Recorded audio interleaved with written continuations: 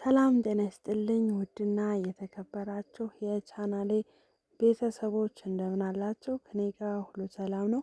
ለዚህ ቻናል አዲስ ሆናችሁ ላይክ፣ ሸር፣ ሰብስክራይብ እያደርጋችሁ ቻናሌን ተቀላቀሉ። ሀሳብ አስተያየት ካላችሁ ኮሜንት ላይ አስቀምጡልኝ።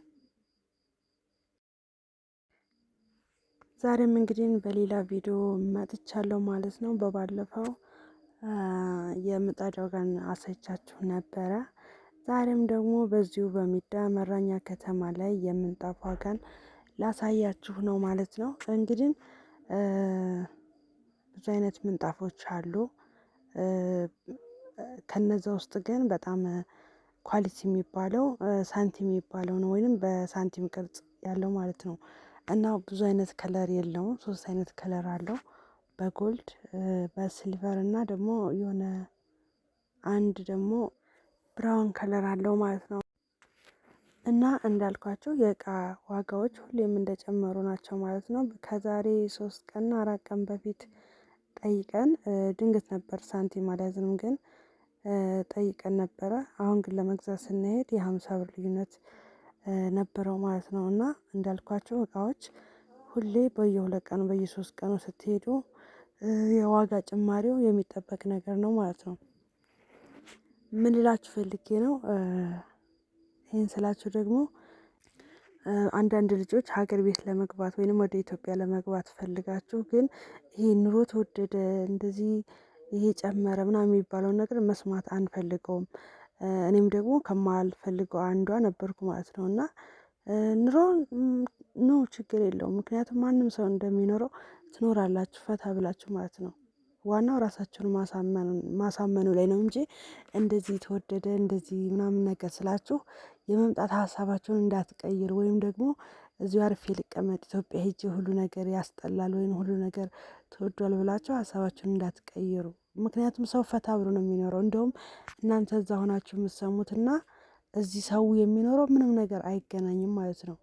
ማንም ሰው እንደሚኖረው እንዲሁም እኛን ከዛ ስንመጣ ግራ የምንጋባው አንዳንድ ነገሮችን ለመልመድ የምንቸገረው እንጂ ሰው ኑሮ ተወደደም ረከሰም ኖርማል ህይወቱን እየኖረ ነው ማለት ነው። ስለዚህ ይሄን ስላችሁ ደግሞ የሆነ እንዳይከፋችሁ ወይንም ደግሞ ዘይጅ ምንም ነገር አልሰራም ሁሉ ነገር ጨምሯ ምናምን ብላችሁ ሀሳባችሁን እንዳትቀይሩ ማለት ነው። ነው የምለው እኔ። አትምጡ ኑሮ ተወዷል እዛው ተቀመጡ ምናምን የምል አይነት ሰው አይደለሁም። በቃ ማንም ሰው መምጣት አለበት ብዬ አስባለሁ። የሚመጣው ግን ቢያንስ ስደት ከወጣችሁ አይቀር የራሳችሁን ዞሮ መግቢያ የሆነ ነገር ቤት ካላችሁ፣ ሌላው ምንም ማለት አይደለም። በቃ ቤት ግን አንድ ስደተኛ ከሀገር ውስጥ ከወጣ ድረስ በቃ እስከተሰደደ ድረስ አንድ ሰው ቤት መስራት አለበት ብዬ አምናለሁ። ሌላው ነገር ትርፍ ነው። የቤት እቃ በሉት ሌላ ትርፍ ነገር ነው። ዋናው ግን ቤት ነው። ቤት ከሰራችሁ ከተማም ሆነ የገጠር ከተማም ሆነ ብቻ ዞሮ መግቢያ ቤት ካላችሁ አገራችሁ ግቡ ነው የምለው። ሌላው አልኳችሁ ምንም ሰርታችሁ ጤነኛ እስከሆናችሁ ድረስ ሰው የሰራውን ሰርታችሁ ውላችሁ ትገባላችሁ፣ ፈታ ብላችሁ ትኖራላችሁ። ስለዚህ ይሄ እንደዚህ ተወደደ ምናምን ስላችሁ እንዳይጨንቃችሁ ማለት ነው። እና ኑ ነው የምለው።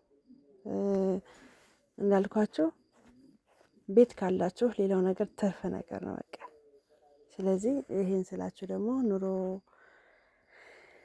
ተወደደ ነው ሁሌ የምትውላችሁ እንዳትሉም ጭምር ነው ይሄን እያልኳችሁ ያለሁት ማለት ነው። እና የምንጣፍ ዋጋን ዛሬ ላሳያችሁ መጥቻለሁ። እንግዲህ ምንጣፍ እንዳልኳችሁ ብዙ አይነት ምንጣፎች አሉ። ግን አሉ የሚባሉት አንደኛ ደረጃ የሚባለው የሳንቲሙ የሚባለው ነው። እዚህ ጋር የምታዩት ሳይሆን ሌላ ነው። ይሄ ኖርማሎች ናቸው። እዚህ ጋር የምታዩቸው እነዚህ ማለት ስንት መሰላችሁ? 250 ነው። 250 በሜትር ማለት ነው። ሳንቲሙ የሚባለው ግን አንዳንድ ሱቅ 500 ነው። አንዳንድ ሱቅ ደግሞ 450 ነው። ስለዚህ በቃ በ450 እንኳን ብትይዙት 1 ሜትር 450 ነው። አሪፍ የሚባለው ምንጣፍ ማለት ነው።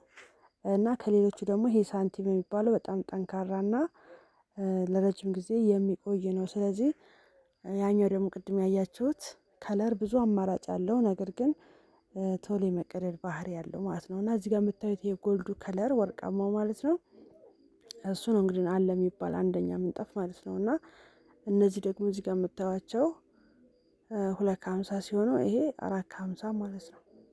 ልዩነቱን አስቡት ማለት ነው። ያኛው ደግሞ ሳንቲሙ ማለት ነው 3 አይነት ከለር ነው ያለው። ከዛ በላይ አይመጣም። እንደምታዩት እዚህ ጋር ጎልድ አለ። ከዛ ይሄ እርሳስ ከለሩና አንድ ደግሞ ሌላ አይነት ከለር አለው። ያኛው ግን በጣም ብዙ ከለር አለው። ብዙ አይነት የከለር አማራጭ አለው። ግን እንዳልኳል ብዙ ጥንካሬ የለውም። ለዛ ዋጋው 250 ነው ማለት ነው። እና ከገዛቸው አይቀር እዚህ ጋር የምታዩትን የሳንቲም ቅርጽ ያለው ወይንም ባለሳንቲም ብላችሁ ጠይቁት ይሰጧቸዋል ማለት ነው። ስለዚህ ከገዛቸው አይቀር ደግሞ ረጅም ጊዜ የሚያገለግላችሁን ጠንካራውን ምንጣፍ መግዛት አለባችሁ ማለት ነው። ስለዚህ አንደኛው እንዳልኳችሁ 450 ሲሆን ያኛው 250 ነው። የምንጣፍ ዋጋ እንግዲህ በሚዳመራኛ ይሄንን ይመስላል። ሌላ ጊዜ ደግሞ በሌላ መረጃ መመጣ ይሆናል። ሀሳብ አስተያየታችሁን ኮሜንት ላይ አስቀምጡ። ስለምን ጠይቄ ላቀርብላችሁ እንደምትፈልጉ ኮሜንት ላይ አስቀምጡልኝ። እኔም ደግሞ በኮሜንታችሁ መሰረት የጠይቃችሁኝን ነገር ላቀርብላችሁ ዝግጁ ነኝ ማለት ነው። ሀሳብ አስተያየታችሁን እጠብቃለሁኝ። ስለምታበረታቱኝ ከልቤ አመሰግናለሁ። ቀጣይ በሌላ ቪዲዮ እስከምንገናኝ ቻው፣ ደህና ሁኑ።